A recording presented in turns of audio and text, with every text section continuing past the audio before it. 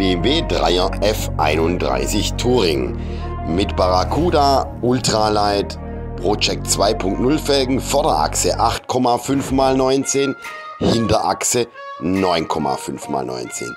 Gewicht lediglich rund 9,4 Kilo.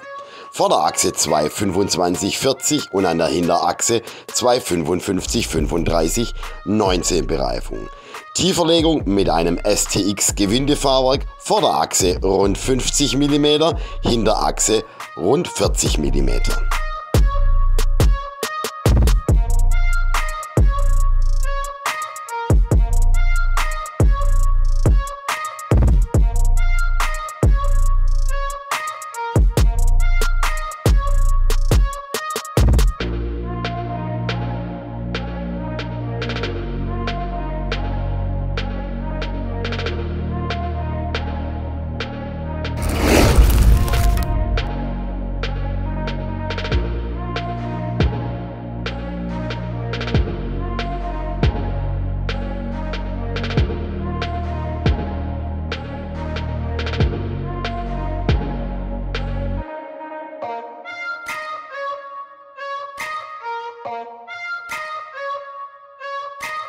Bye.